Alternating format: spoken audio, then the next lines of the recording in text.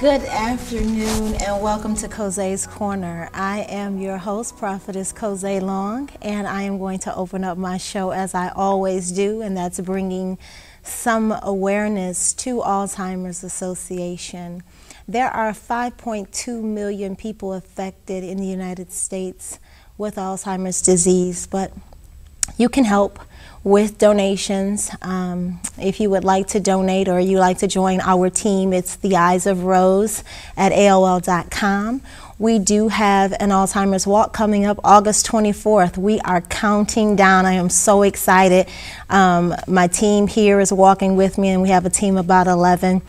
I got some really exciting news this morning before I even got here. The Alzheimer's Association reached out to me to ask me if I would be there on stage when they do the opening so that I could be the face of Alzheimer's disease for my mother. So I'm so excited. But enough of that. I want to introduce to everybody. He's my baby brother.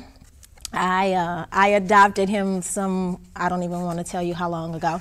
But welcome to my show, Horace H.B. Sanders. Hello. Hey, sis. How are you? I'm great.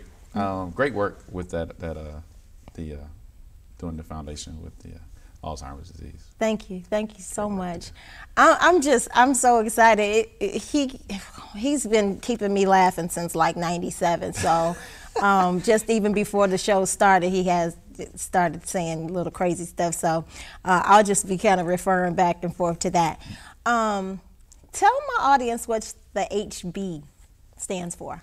Well, right now it stands for Happy to Be Here. It's kind of like Fred G. Sanford. You know, that's one of my favorite shows. It changes. Like if on Christmas it's Happy Birthday. Okay. That's my birthday.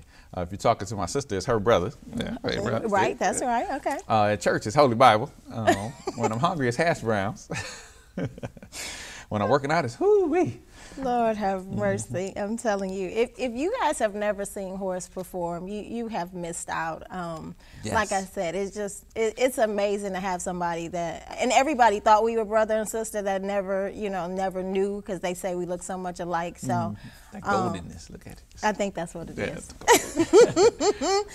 Let me ask you a question, because you know what, we've been on a journey. I mean, you've been with me when I moved to California, and gosh, and back, and you're getting ready to move out there. You're getting ready to move to California. As Darth Vader would say, the circle is complete. The circle is complete. So I'm going to go and support my brother and his wife and the children, and I'm excited to do that. I know you're going to do very, very well out there. Well, thank you. I appreciate it. I am excited, and it's funny. I've been telling people that. I tell people that story too, because that was like my first time in California. I know, you were like shell shocked. You came. Oh my God, he came and had on like all red and a red hat, and I'm like, take off the red. I mean, because oh my God, the gang you seen was really heightened at that time. I mean, it is now, but I was so fearful. Man, see, I thought I would be staying in a nice area because I was coming to do a TV show. Right. So they told me, that's why you can't go over everybody's opinion. You know, you got to get wise counsel. Absolutely. He was like, hey, it's a nice hotel. I should have knew because the name was the Cockatoo. That's right. And then there was like the Gypsy something was like across the street. Man, they had real keys for those doors. Like, there was a refrigerator in that room. Like the old school one with the handle, you open the refrigerator, then the freezer is inside. Oh my God. He told me there was some milk in there. Don't touch that. That's for the guests from yesterday. You know what? See, it was terrible. You are a mess. So, enlighten some of my viewers. I know how long you have been doing comedy, but how long have you been doing comedy? Officially for 21 years. 21 years. Yeah. That's started awesome. In 90, I got to count now, 92, 91, 92. I was in college when I started, so it wasn't full time, but that was the first time I did a competition, and I won, and I started saying, hey, I could do this. Yeah. And so I say full time since '96. Right. But that was the first time when I really went out there and I started meeting other comedians, and I realized it was, even then I knew it was a pressing on me to be it wasn't an issue to be clean. Right. Because I believed in God, had strong faith in Him. He had faith in me, and then I respected my parents. Right. So that was a bigger thing. People used to say, why are you clean? I was like, well, I'm doing a talent show my friends' parents are coming up. Right. You know, I was at the University of Michigan. I was like, if I met your parents, I wouldn't cuss them out. Right. So now I get to go on stage with a mic and I can cuss them out. Right. I was like, that ain't gonna work. Absolutely. So that's when I started, and it's been fun ever since. Yeah, because I met you in '97. Mm-hmm. Who inspired you to get into comedy? I would have to say, like, you mean like a comic or? Yeah, comic. A comic. Probably directly nobody. Like nobody sat down with me like you should do it. Right. But as far as comedians, I loved Bill Cosby. Okay. And not his stand-up, because I watched that on TV and I used to be like, it's okay. But like his movies, Uptown Saturday Night, Let's Do It Again, and Fat Albert. Yeah. I was like, this Genius. was our first Boys in the Hood. That's you right. know. So him and my dad loved him, and Red Fox, Sanford and Son. Like seeing those two all the time. Yeah. From between TV and movies. And then my dad. Okay. Like my dad is funny. He's hilarious. And it's funny, he's not a comedian, but he has a set, because he has his own business, so he talks with the public. He has a produce market. Okay. And we grew up at the Eastern Market, which, in case you don't know, it's the largest outdoor farmers market. That's right. In the world. On the weekend, I'm down there. So we would be down there, and he would talk with people. He had his set of regular jokes he would do consistently, and then he would ad-lib and wing it, you know. He was talking to men, women, and it didn't matter who they were. He would just break them down. If they had a suit on, if they had coveralls, if they was homeless, he would just talk to them. Okay. And he would sell, and I would be like, plus he was selling good product. Right. And we were all down there as a family, so I got all these lessons in one, but he was just so funny and still it. And I used to be like, how can he do it? How can he just call somebody, hey, come here, girl, come get this stuff. And I'd be like, how does he do that? He go, do you know her? At first, when I was little, he was like, no. And they'd buy it and be happy. I love that. I love that. You know what, and you were talking about it didn't matter who they were and what have you. I know that being out in California, like the Comedy Castle and the Comedy Store, those places, they were only paying like comedians like $10 a night. If that. If that, you know, and I know that the comics wanted to be on stage so bad that was menial, even though they didn't have any type of income coming in. Do you know if that is that still how they do things now, considering you're getting ready to go back out there? Well, they say this, in LA, you're not going to make money doing stand-up in LA, in the city, unless you're doing your own show. Okay. But to get paid, if you get $100 at a gig some miles away, you're doing great. You might get 25, 35. Because it's like, why pay me if Chris Rock can come in and do a set? Absolutely. If, you know, Chris Tucker's going to go up. If whoever's going to go up, because they want a place to work out professionally. So you don't go there for that. I'm going to take over the industry. I mean, I want to get into film, TV, stand-up. I have an advantage in that by me being always clean, there's a whole church market that's out there that I haven't tapped into. And then there's just a clean market of people. You'd be surprised at the shows I'll do in the daytime when other comics are sleeping or, you know, thinking about what they're going to do. I might be doing auditions. I'm working, making money, and then I'll still go to the clubs at night. Right. So my big thing is I'll go to the clubs if I want to go up. And, you know, if it's good showcases and things like that. And just the Friday night, I see some of my friends. But I'm going to be about my father's business, I guess. Amen. Is the best way to be. And that's awesome, because there are not a lot of clean comedians out there. I mean, I can actually name two. I mean, you and Jonathan Slocum. I don't know too many others. It's more, but it's not a lot in the business. Okay. Like, and I say in the business, not meaning in comedy, but that's working the circuit. Okay. Like there's a whole Christian market that's developed and been developing. You know, you got like Akatunde, you got Marcus Wiley, he's on Yolanda's show, Ron Baker Jr. So there's a group of comics that are doing it, and the ones that are coming up. But I've always been clean, and I would be in the clubs and the bars and all that stuff, and I wasn't getting no special perks. It wasn't no passes. It wasn't no sisters evangelists in there. It was just the hood. Right. And it's like, I appreciate that. It's kind of like that Rocky training, you know. Right, absolutely. If you can survive there, you can do it anywhere. Huh? Yeah, and that's in Detroit and around the country. Right. So in a funny way, I had great success with Star Search, but I've never blown up in the Christian side, and I never blown up on the secular side. Yet. I still got room for both. Yeah.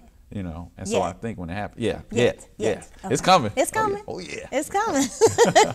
It's coming. And you know, and that's hey, next it'll be the Stellars, you know, and that would, oh man, I'll be yelling from home. Man, and it feels like it's such a time as this. When years have been going on, I'm like, why can't I be on that? You know, I want to get on that. I'm trying, and when it didn't happen, and it hasn't happened, it's just that for such a time as this. It's like it's for a right moment when it'll happen. And then there's so many people involved that I've gotten to meet along the way by me not having been blown up yet. Right. That you would have missed. That's true. It's like when you walk in, you see all kind of stuff that you wouldn't see if you was driving. That's right. And people are searching for that. You know what I mean? Like, I deal with a lot of comedians just with some things that I'm doing now, but I have to get up and leave the room. I mean, because there's some stuff that I just really don't want to hear. And, you know, there's some things that highly offend me. You know, when you start talking about race, and because I am biracial, so when you start talking to the biracial girl? yes, I am. You know, I'm Puerto Rican, and you know, they started talking to Puerto Rican jokes, and then they get real. I'm just like, okay, you know what? Now I'm offended. Let me just go in the hall, or let me just leave. So there are people that are seeking that set that you're talking about. And I know you just did the Praise 102.7, what is it called? Praise in the Park. Praise in the Park. Yes. I know you did that with Randy Miles, and that's my sister Lover. Hey, Randy.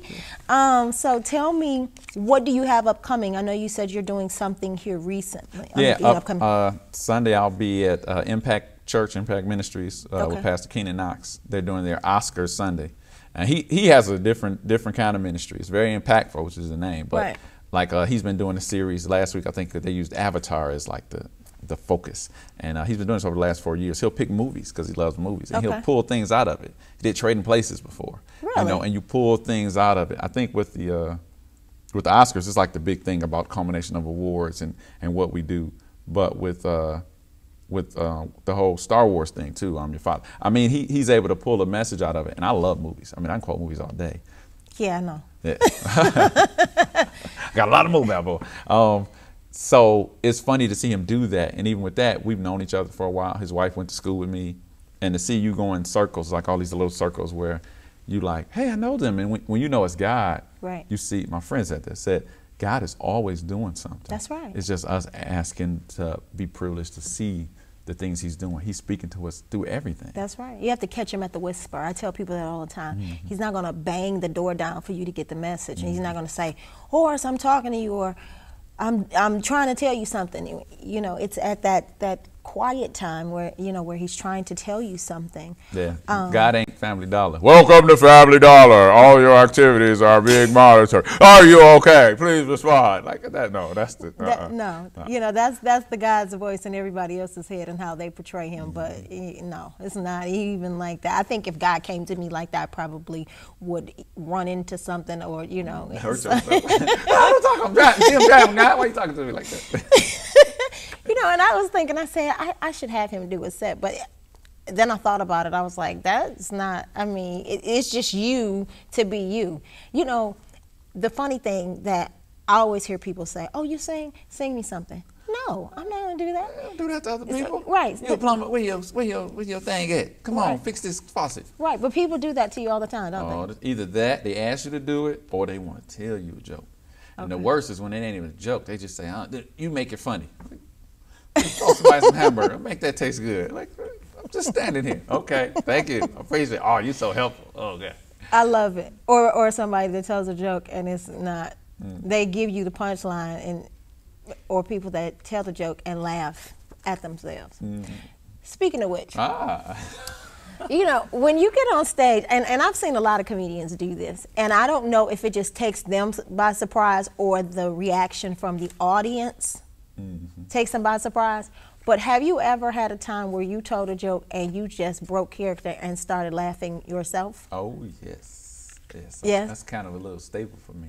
So, but why? Okay, so tell me, Look at why is that? I mean, what happens? Is it because you say it and it's like, man, that is funny, and you just start laughing, or is it the reaction from the audience that tickles you? It's a little of both. Well, with comics, they say we have a weird sense of humor. Like, we're different. Like with a regular person, if you can have a man dressed like an old lady walking down the street, and she fall in a hole, and people would laugh. But with a comedian, for him to laugh, it's got to be really an old lady, like not a man dressed as one. Right. Like our humor is different. So sometimes it's that it's not often that it's they're laughing so hard, unless it's somebody in particular that laughs funny way. It's really that when we think of it, it was funny. Right. And that's kind of where I get to say the funny to me is like, that's funny to me. Like that's, yeah. So it's like really, to be honest, even make it spiritual, it's like I'm sitting in the seat. I'm the co-pilot, right. and Jesus is really flying this. Because if you knew me when I was younger, I wasn't funny at all. I was so corny, like terrible. Even in high school, my boys used to roast me because I was not funny. You're not funny. Like it'd be 10 of us in the group, we'd all get to snapping, and then I'd say man, and they'd just be like, all in unison, man, Horace, and they didn't say man, right. but they was like, so when they found out I was doing stand up, they was like, we got to see this. Right. He doing stand up. Right. We have to see if he's funny. Man, even my roommate in college, I only knew him for 2 years. I went to his stand up, and he was the funny one at our house out of the 4 of us. So he saw me do like second place in this contest. He was like, well, I could do it. He wrote some jokes, went on stage at this event. He bombed horribly. And that's the part. People don't understand that just because you're funny in your circle, you're not funny. Yeah, for I real. discovered my superpower. It was like the spider bit me in college, and I was like, for real? So when I'm saying, I always say funny to me, it's because I'm really saying like, this is funny to me too. Like I ain't write this stuff, God. I'm participating with this. Right. And so it's that, but then sometimes it'll be a little nuance in the joke. Like I remember with you, I used to try jokes on you. You'd see me writing them, and you'd be like, "Boo, that's not funny, Horace." Right. I'd be like, and then I'll say, "Don't do that again." Yeah, don't do that. And I'll be like, "Watch this." And then I go on stage, and they will roll at it, and you'll still be like, "It's still not funny to me." It's but still not don't funny do that to no me. more. I remember that. I would sit in the back, and because he's my brother, I always came to his shows, and I was always in the background with a piece of paper and a pen. And when he would come on stage, I would be like, you know that joke that you did? This one, don't do that again. That was not enough. It was not funny. I'd be like, watch this stuff. Watch it. And that would be how he was. And so, I don't know, maybe they had the morbid sense of humor or whatever, but it's hilarious. Oh my goodness. Right. Let's see what else I wanted to ask. What inspires you now to do this? The rent. No. Them grocery bills. Oh Lord. Take it. Getting shoot. Oh man, they say having children. Like, I guess what it is, they say, everybody says, oh, you got to have so much material, all the kids you have, and being married and all that. It is true, but when you're in it, you don't see that, but then you realize, like, it is a bunch of material in it. Right. But, like, at this point, it really is, like, yeah, you have to take care of business. You got to take care of your family. Mm-hmm. And you want to do it well, and you want to go places.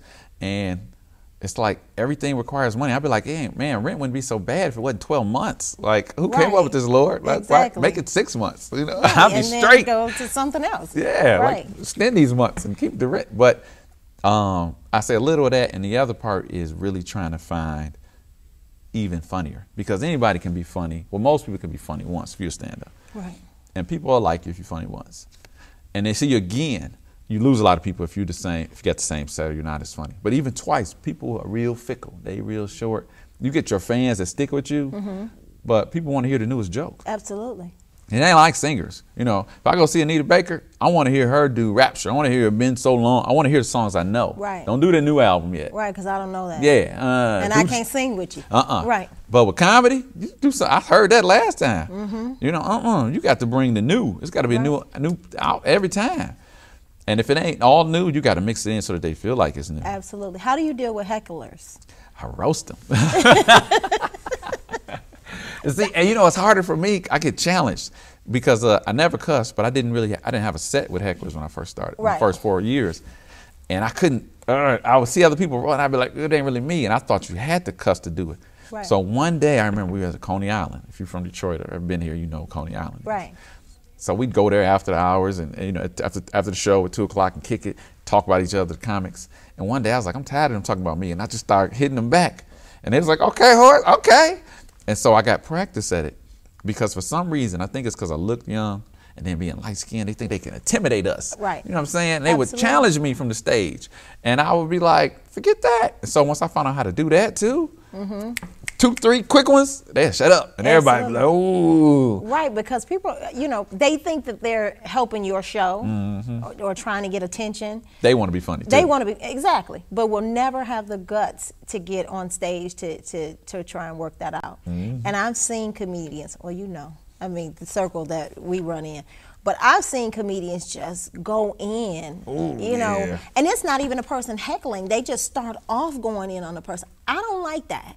Yeah. Because I'm just like, well, why are you talking about that person? They didn't even say anything to you. Now, my rule is this. that if I talk about you, I want you to laugh at it too. Okay. So that kind of keeps it simple. I'm not going to go with the obvious stuff unless it's funny and you're going to laugh at it too. So I don't like to go with the typical stuff. You big, I might not pick something big about you because that could insult you. Right. I'll pick something unless it's obvious and you carrying yourself in a way. And it's funny, I can't even take all the credit. God will have me pick the right people. Okay. And then you talk about that whisper. It be regular. It ain't like he's saying, oh, talk about the one to the left, you know. Right. It'll just be the natural inclination the more you with him. And then after the show, if it's ever a private event or event where people know some of the people there, they're like, man, you picked the right one. Or how'd you know to go to that table? Right. And I'll be like, it was God. Yeah. And so I like at the praising the man. I picked this one guy came in and it was perfect. He came to the second row. He's walking slow. He didn't realize I was talking about him for a good 2 minutes. Now his date did. She finally was like, baby, they talking about you. He just got his profile to me. And then so everybody is rolling already. So then once he realized it, it was just funny. How did he handle it? Oh, great. He ended up coming on stage, take a picture with us. Did he? Because I ended up calling him. He had like the long hair. I was like, we were in the middle of the set. He had the long braids, the dreads, white linen, all outfit clean. He's chocolate. I was like, hair like wool. Linen, clothing white.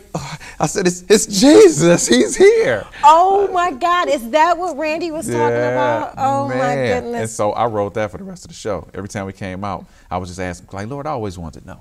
You know, since we got you here, you know. Right, can you answer some questions? Oh, man, and it was so fun. And it was like, now, so that wasn't a heckler. But he had a good spirit, and he could do nothing but feel good about it. Love that. Yeah. Love that. Because I saw a post from Randy on Facebook, and she was like, anybody have a picture of Jesus? you know what I'm talking about. And I was like, what? I missed that show. Man. But then I saw the picture, and I said, okay, I got it. But now you give me the background. So we had him come on stage with us. We took a picture. That's hilarious. And I was even bragging. I was like, the lady in the Bible only got to touch the hem of his garment. I got my hand on his back. I know I'm here. That is bananas. That is bananas. But you know what? I love it. I think that laughter is soothing for the soul, and it's therapeutic. You know, people don't realize they can get in a funk or depression just by the ways of the world and just everything that's going on. I know when my mother passed, I didn't do a lot. I mean, she just passed in March, and I'm still not doing a lot. But I'll find myself putting on like All About the Benjamins. I think that is the funniest movie ever. It's just something about Mike Epps when he gets to in that store and he's like doing the lottery numbers and dancing. That is the fun. I will continue to play that one scene and just crack up. And I just laugh and laugh and laugh. And I'm just like, you know, that's something that, you know, people need to do more. Laugh more. People laugh. Yes. Please. Laugh. Yeah, laughter soothes me. Absolutely. Makes me relax, especially when I get a booking. Well, I'm about to laugh on this. You know what I want to know? Now, with the kids and the wife, does LaFawn get upset when you enter her into your set? No, man, she's always giving me, it's funny. I wrote a script about a guy and this girl meeting this romantic comedy, and he knew she was the right one eventually because he was a comic. He tried comedy, and then she gave him some pointers. She always has pointers for That's me. awesome. Like, always has some. And the funny thing. So she's like another me. Oh, yeah. Yay, I love it. But a lot of times it's good advice. Good. I mean, she helped me win this. Well, I didn't win the competition, but I was in a Seattle competition, and it was 3 rounds. This first round, you do 5 minutes. Second round, you do 10 minutes. Third round, 20 minutes. So if you advance. And you're going all over the state of Washington. So it's not just in Seattle.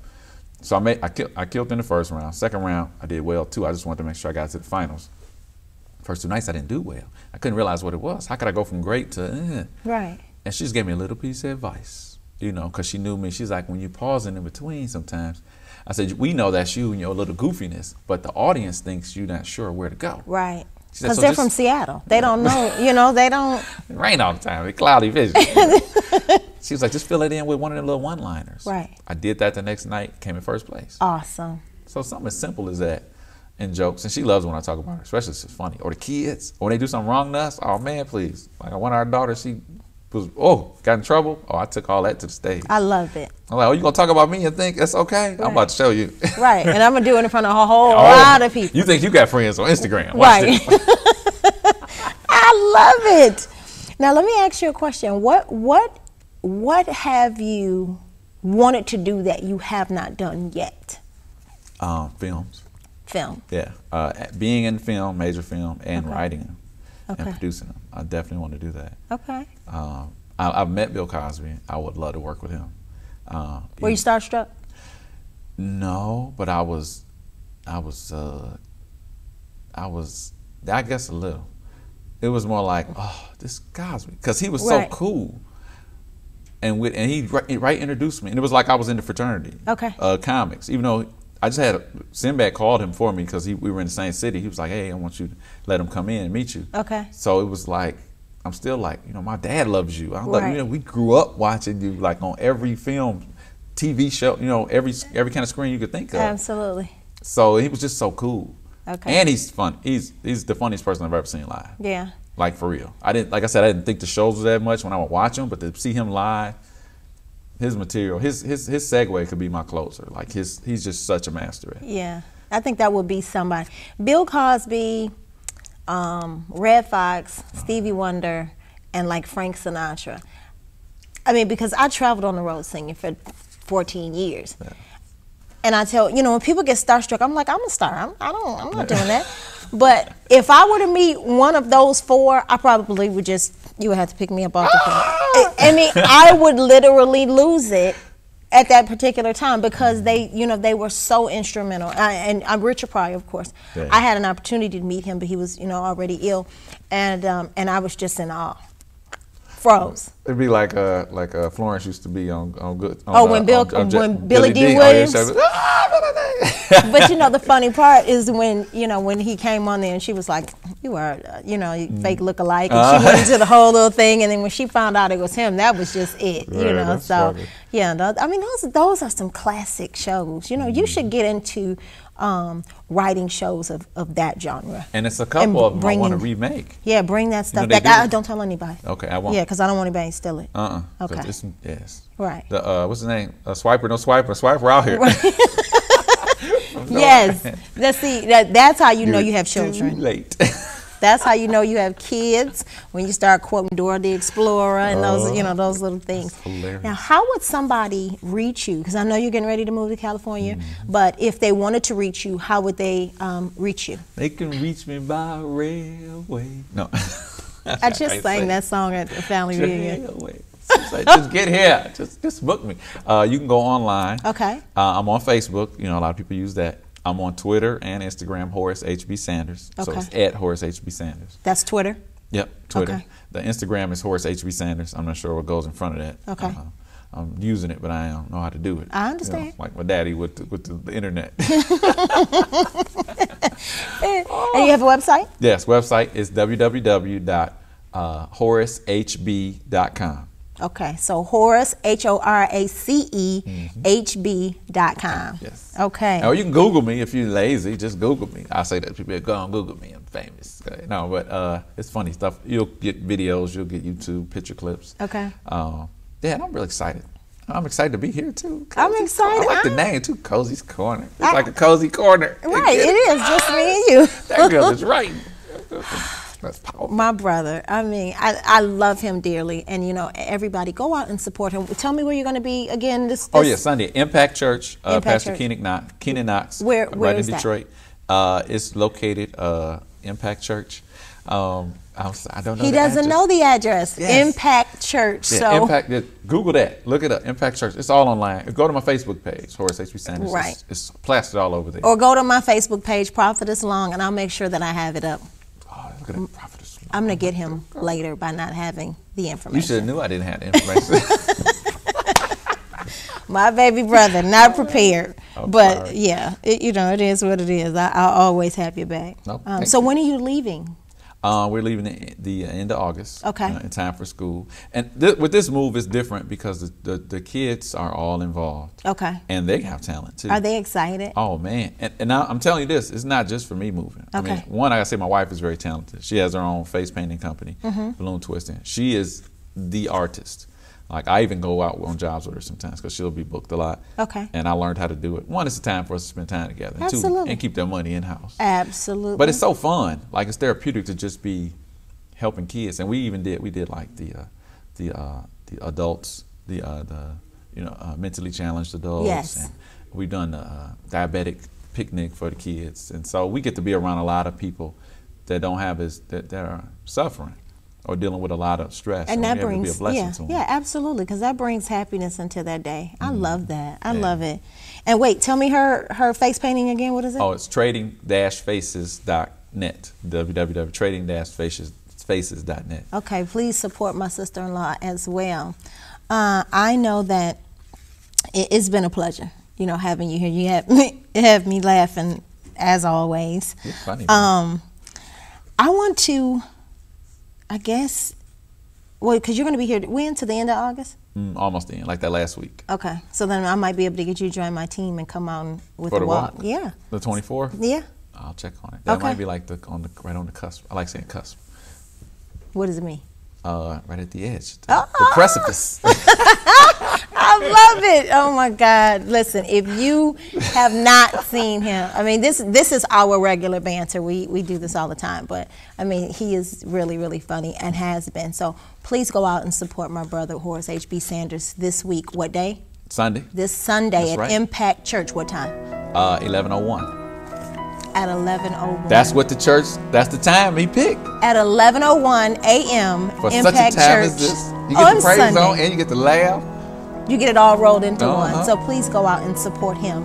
I'm going to wrap this show up like I always do. And just by saying that peace of mind is priceless, don't let anybody take it from you. Thank you so much for tuning into my show, and I'll see you next week.